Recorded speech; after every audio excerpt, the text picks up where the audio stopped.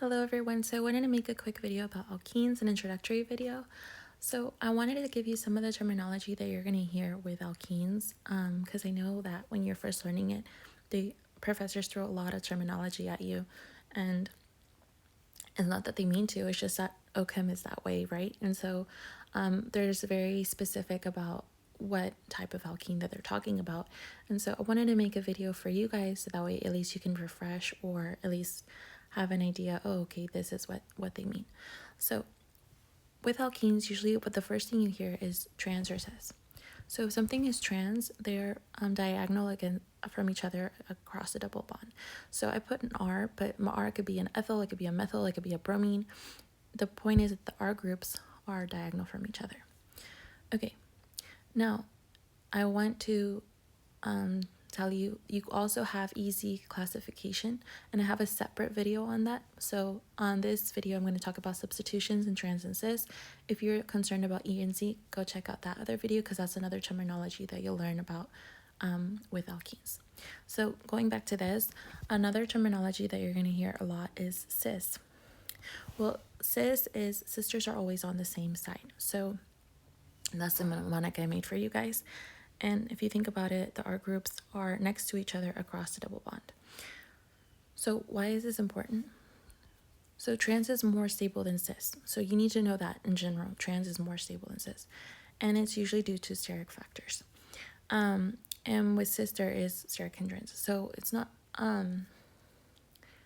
so I know a lot of you are thinking, what is steric hindrance? So if you think about it, if I have, let's say I have two huge molecules, right? Like, let's say I have, I don't know, a tert-butyl and another tert-butyl. If you don't know what tert-butyl is, it's like a T. It looks like a T. So if I put, would it be more comfortable for two huge molecules to be right next to each other, up against each other, squished against each other? Or would it be better for them to be diagonal from each other, for them to have more space? Okay, you said it. It would be trans, right? Because with cis, I'm going to be squished up against that other huge molecule. But with trans, we can all each have our own space. So with steric hindrance, think about it as being like the molecules being squished against each other.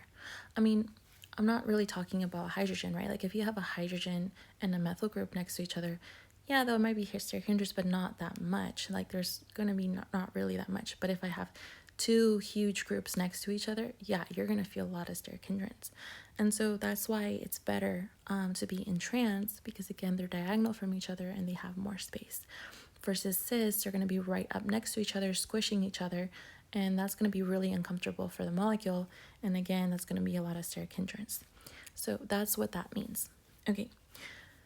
Next part of this video is to talk about, so some students, not criticizing you guys, because I've been there, I've done that. So I remember that when I was learning about carbons and we learned primary, secondary, tertiary, quaternary, I myself was applying that terminology to alkenes, which I laugh about now, but it's a very easy mistake to make, and I wasn't the only one, so I know that some of you guys make that mistake, and you'll want to say, oh, a primary alkene. And I remember my organic professor was very patient with me. She's like, no, that is not correct. You need to say it's monosubstituted. So I want to talk about substitutions.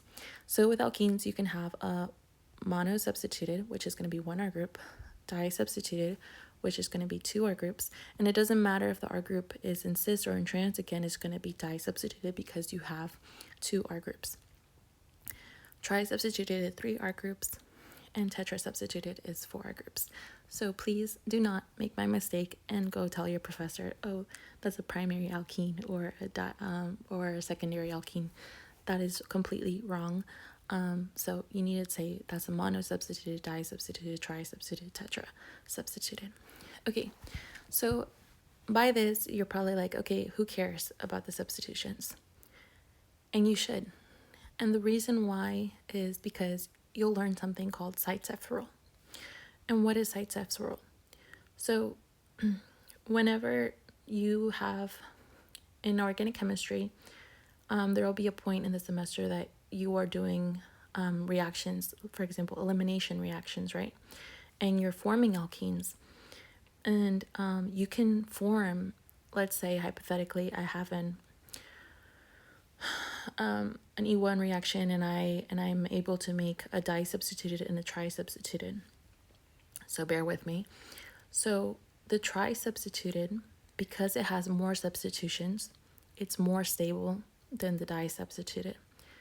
And again, why does this matter? Well, because the tri-substituted, the more substituted one, is the major product, and the less substituted one is the minor product. And that's what ZAITSEV'S says.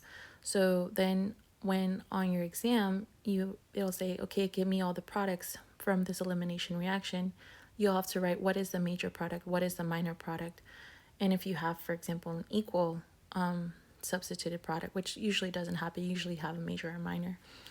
And the way that you determine that, again, is the greater the substitution, the greater the stability, and that's going to be your major product, the one with the more substitution. So yes, you need to know what is mono, di, tri, tetra. Not that you necessarily have to label that on your exam. I mean, you might, but usually it's that you have to say what is the major product and what is the minor product. And again, that goes with ZAITSEV'S rule. So if you enjoyed this video, again, it takes time to create this content, so please follow, like, share. One terminology I didn't mention in this video is EZ, but I have a separate video on that. So if you're confused, what is E and Z? Yes, it is different than trans and cis. If not, it wouldn't have that classification. So it was created so that way you can see the priority of what the higher priority group. So that's the sneak peek that I'll give you guys. And again, thanks again for watching.